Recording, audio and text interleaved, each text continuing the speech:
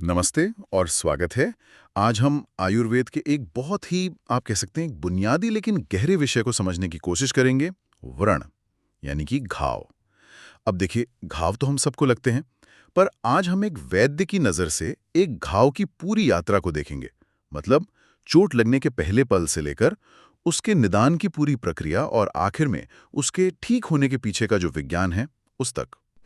हमारे पास इसके लिए चरक संहिता के चिकित्सा स्थान का 25वां अध्याय है, द्विव्रणीय चिकित्सितम, और साथ में कुछ आधुनिक शोध पत्र भी हैं जो इस ज्ञान को आज के कॉन्टेक्स्ट में देखते हैं। बिल्कुल। और ये विषय सिर्फ किताबी नहीं है। असल प्रैक्टिस में जब कोई वैद्य किसी मरीज को देखता है तो व्रण का सही मूल्यांकन ही उसकी सफल चिकित्सा का आधार होता है। ये सिर्फ एक घाव नहीं, बल्कि शरीर के अंदर चल रही पूरी कहानी का एक पन्ना है। शरीर के अंदर चल रही कहानी का एक पन्ना, ये बहुत दिलचस्प बात कही आपने। तो चलिए कहानी की शुरुआत से ही शुरू करते हैं। आयुर्वेद में व्रण को परिभाषित कैसे किया गया है? ये सिर्फ एक कट या खरोच से तो ज्यादा ही होगा। हाँ, बहुत ज्यादा। सुश्रुत संहिता में एक सूत्र आता है, व्रण गात्र विचूर्णने। अच्छा।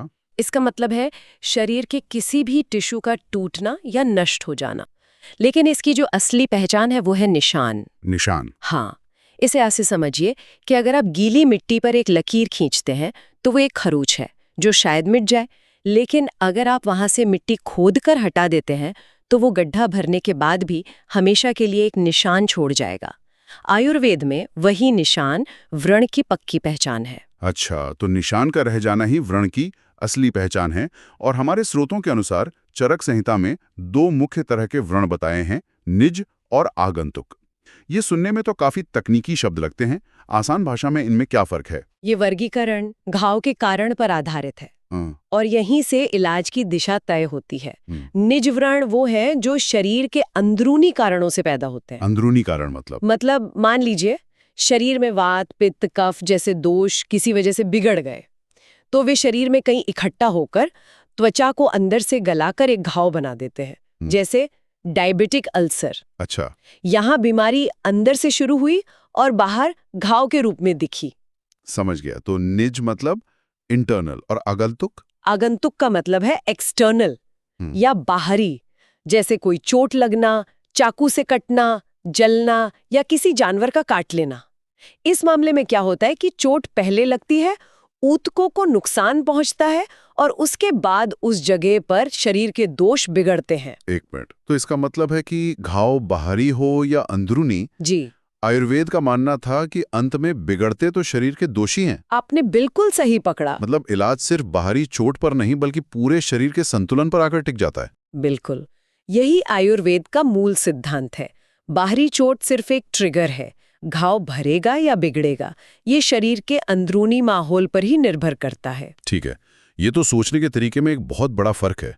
लेकिन चरक संहिता तो इससे भी आगे जाती है। स्रोतों में लक्षणों के आधार पर 20 तरह के व्रणों का जिक्र है। अब 20 तो हम यहाँ गिन नहीं सकते, लेकिन कुछ दिलचस्प जोड़े हैं, जैसे कृत्य और अकृत्य। हाँ, ये जो 20 भेद हैं वो असल में वैद्य के लिए एक चेकलिस्ट की तरह है। कृत्य और अकृत्य का भेद बहुत व्यवहारिक है। कृत्य वो व्रण है जिनमें शल्यकर मतलब सर्जरी की जरूरत है, जैसे चीरा लगाना, अंदर से मवाद निकालना। और अकृत्य वो है जिन्हें सिर्फ दवाओं और लेप से ठीक किया जा सकता है। ये दिखाता है कि वो पहले ही तय कर लेते थे कि कहाँ चीरा लगाना है और कहाँ सिर्फ दवा काम करेगी। ये तो आज के सर्जिकल और नॉन सर्जिकल घावों जैसा वर्गीकरण हो गया। और एक और जोड़ा है दुष्ट और अदुष्ट। यहाँ दुष्ट का मतलब ईविल तो नहीं होगा? नहीं, ईविल नहीं। दुष्ट व्रण का मतलब है एक बिगड़ा हुआ इन्फेक्टेड घाव, जिसमें मवाद हो, अजीब सी गंध हो, जिसके किनारे मोटे और सख्त हों और जो भरने का नाम ही न ले रहा हो। एक तरह से एक ऐसा घाव जो शरीर के नियमों का पालन नहीं कर रहा। और अदुष्ट व्रण? वो एक साफ सुथरा स्वस्थ घाव है जो सामान्य रूप से भर रहा है। और एक वर्गीकरण है मर्मस्थित और अमरस्थित। मर्म का मतलब तो शरीर के बहुत जरूरी वाइटल पॉइंट से होता है ना? बिल्कुल, और ये शायद सबसे महत्वपूर्ण वर्गीकरण है। आयुर्वेद में 107 मर्म स्थान बताए गए हैं। ये शरीर के वो हिस्से हैं जहां मांसपेशियां, नसें, हड्डियां और जोड़ एक साथ मिलते हैं और जहां चोट लगने पर गंभीर परिणाम हो सकते हैं। यहाँ तक कि मौत भी? हाँ, मौत भी। तो मर्मस्थित व्रण वो है जो इन वाइटल पॉइंट्स पर हो। ये आज के इमरजेंसी रूम जैसा ट्रियाज है, जहां सबसे पहले ये देखा जाता है कि चोट शरीर के कितने खतरनाक हिस्से पर लगी है। ये वर्गीकरण तो बहुत गहरा है, खासकर मर्म स्थित वाला। इससे पता चलता है कि वो सिर्फ घाव को नहीं बल्कि शरीर में उसकी लोकेशन को कितनी अहमियत देते थे। तो क्या उन्होंने घाव के इन स्थानों का भी कोई वर्गीकरण किया है? मतलब घाव कितना गहरा है ये कैसे जानते थे? हाँ, और ये भी बहुत व्यवस्थित है। घाव किस गहराई तक गया है, ये समझने के लिए 8 मुख्य स्थान बताए गए हैं। सबसे बाहरी परत है त्वक यानी त्वचा, उसके नीचे सिरा यानी खून की नसें, फिर मांस यानी मांसपेशियां। तो ये एक तरह से घाव की 3D मैपिंग है, उसकी गहराई नापने का तरीका, बिल्कुल ताकि पता चले कि समस्या सिर्फ सतह पर है या अंदर तक पहुंच गई है। सही। मांस के बाद आता है मेद यानी फैट टिश्यू, फिर अस्थि यानी हड्डी, और स्नायु यानी लिगामेंट्स, और सबसे गहरे स्तर पर है मर्म, जिनकी हमने अभी बात की, और अंतर्राष्ट्रीय यानी छाती और पेट के अंदरूनी अंग। ये समझना बहुत जरूरी है क्योंकि त्वचा पर लगे घाव का इलाज हड्डी तक पहुंचे घाव से जाहिर है बहुत अलग होगा। कमाल है। ये सब देखकर लगता है कि वो निदान के लिए सिर्फ अपनी आंखों का नहीं बल्कि अपनी बाकी इंद्रियों का भी पूरा इस्तेमाल करते थे। हमारे स्रोतों में व्रण की गंध का भी जिक्र है। ये तो सुनने में ही अजीब लगता है। एक मिनट, आप कह रही हैं कि उस जमाने में एक वैद्य की नाक किसी मॉडर्न लैब की तरह काम करती थी? आप कह सकते हैं। वो सिर्फ सूंघकर बता सकते थे कि घाव में क्या चल रहा है। पूती गंध यानी सड़ी हुई गंध तो समझ आती है, शायद गैंग्रीन जैसा कुछ, लेकिन सर्पी गंध यानी घी जैसी या शाव गंध यानी तांबे पर दही जैसी, इनका क्या मतलब निकलता होगा? आप इसे जासूसी कह सकते हैं, और ये वाकई कमाल की चीज है। गंध से दोषों की स्थिति और संक्रमण के प्रकार का बहुत सटीक अनुमान लगाया जा सकता है। चरक संहिता में 8 प्रकार की गंध का वर्णन है। जैसे आपने कहा, पूती गंध यानी सड़ी हुई गंध तो गंभीर संक्रमण का संकेत है। लेकिन सर्पी गंध यानी घी जैसी गंध वात पित्त दोष के बिगड़ने का संकेत देती है।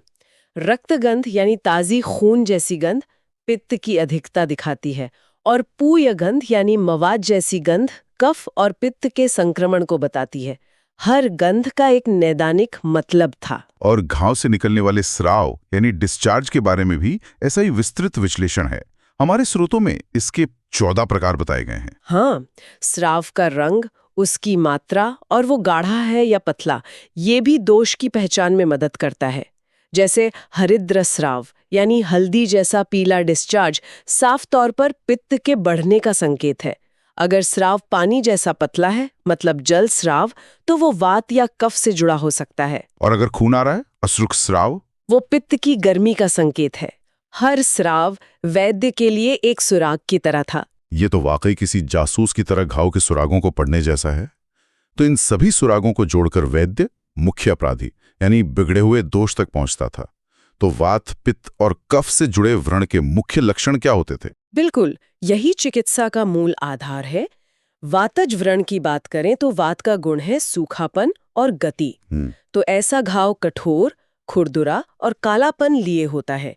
इसमें स्राव बहुत कम या ना के बराबर होता है और दर्द बहुत तेज होता है, जैसे कोई सुई चुभो रहा हो या अंदर कुछ फड़क रहा हो। ठीक है, यानी सूखापन, कठोरता और तेज दर्द वात के लक्षण हैं।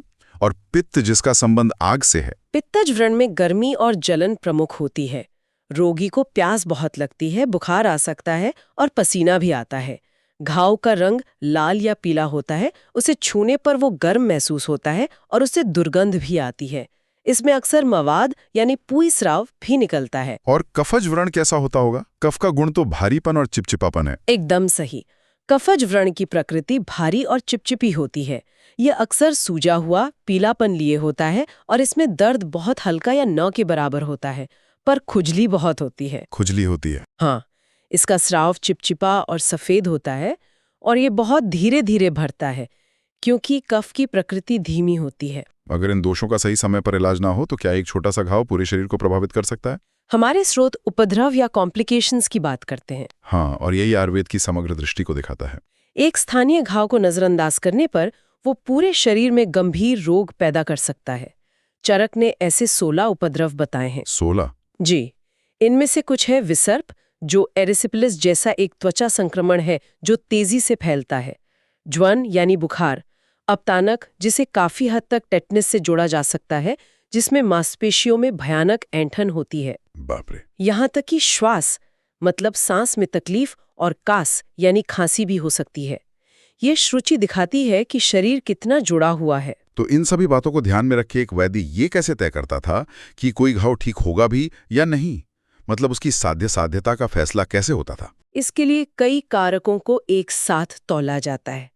एक सुख साध्य व्रण यानी जो आसानी से ठीक हो सकता है। Easy to cure. हाँ, वो होता है जो सिर्फ त्वचा और मांस तक सीमित हो, रोगी युवा और मजबूत हो, घाव किसी मर्म स्थान पर न हो और सबसे जरूरी कोई उपद्रव या कॉम्प्लिकेशन न हो। और जो मुश्किल से ठीक होते हैं? उन्हें कृच्छ्र साध्य कहते हैं। जब इनमें से कुछ अच्छी बातें मौजूद न हो, जैसे अगर घाव हड्डी तक पहुंच गया हो या रोगी थोड़ा कमजोर हो या घाव पुराना हो गया हो।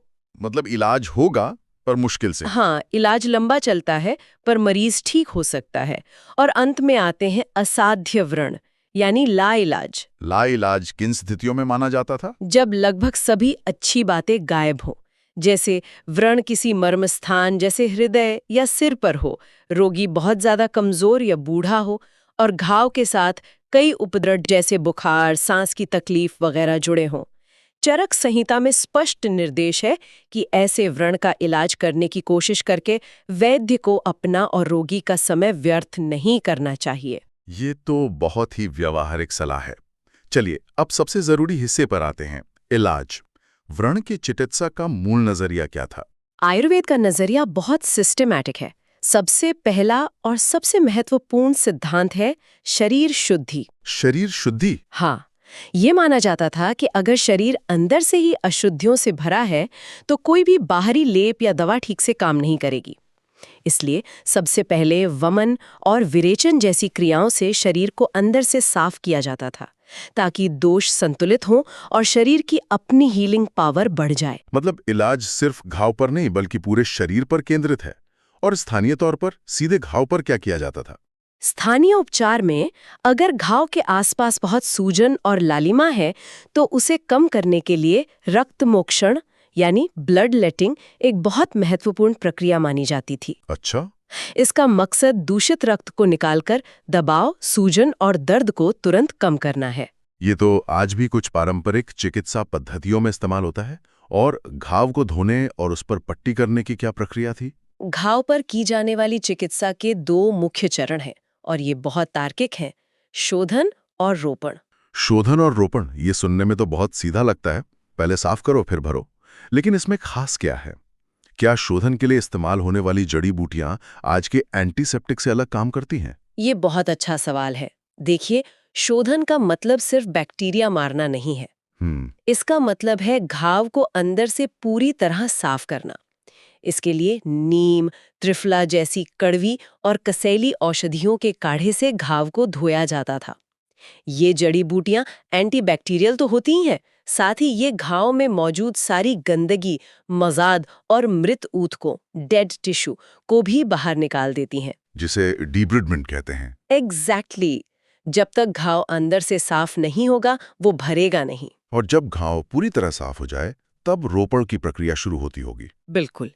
जब घाव शुद्ध हो जाता है यानी उसमें कोई संक्रमण नहीं रहता, कोई स्राव नहीं होता और वो ताज़े मांस की तरह लाल या गुलाबी दिखने लगता है, तब रोपण यानी हीलिंग की प्रक्रिया शुरू होती है। इसमें घी, शहद और मीठे रस वाली औषधियों जैसे मुलेठी का प्रयोग किया जाता है। अच्छा। ये चीज़ें नए ऊतकों को बनाने में मदद करती हैं, त्वचा को नरम रखती हैं और घाव को तेजी से भरकर निशान को कम करती हैं। ये तो एक बहुत ही संपूर्ण प्रक्रिया है। ये जानना भी रोचक है कि चरक संहिता में वाण के लिए 36 प्रकार की उपचार और 6 प्रकार की शल्य क्रियाओं का जिक्र है। ये दिखाता है कि ये उस समय का कितना विकसित विज्ञान था। हाँ, इसमें पट्टी बांधने के तरीकों से लेकर अलग-अलग तरह के लेप, तेल और धूम्रपान मतलब औषधीय धुआं देना तक शामिल है। ये एक बहुत ही विस्तृत और सूक्ष्म विज्ञान है। तो आज हमने चरक संहिता के आधार पर व्रण की एक पूरी दुनिया को समझा, उसकी परिभाषा से लेकर उसके निज और आगंतुक भेद, उसके 20 प्रकार, 8 स्थान 8 गंध और 14 तरह के स्राव, ये सब किसी आधुनिक डायग्नोस्टिक मैनुअल से कम नहीं लगता। और हमने ये भी देखा कि कैसे इन सभी सुरागों को जोड़कर दोषों की पहचान की जाती है, घाव की गंभीरता यानी साध्यासाध्यता तय होती है, और फिर शोधन और रोपण जैसे तार्किक सिद्धांतों पर आधारित इलाज किया जाता है। यहाँ पर मैं एक विचार के साथ इस चर्चा को समाप्त करना चाहता हूँ। आज एंटीसेप्टिक और एंटीबायोटिक्स के युग में हमारा पूरा ध्यान संक्रमण पैदा करने वाले कीटाणुओं को मारने पर होता है। लेकिन क्या व्रण के दोष, गंध और स्राव का इतना विस्तृत विश्लेषण आज भी प्रासंगिक है? या शायद ये प्राचीन ज्ञान आधुनिक घाव प्रबंधन को एक नई, ज्यादा समग्र दृष्टि दे सकता है, जहां हम सिर्फ घाव को नहीं बल्कि पूरे रोगी को उसके शरीर के अंदरूनी माहौल को ठीक करने की कोशिश करें? इस पर सोचिएगा जरूर।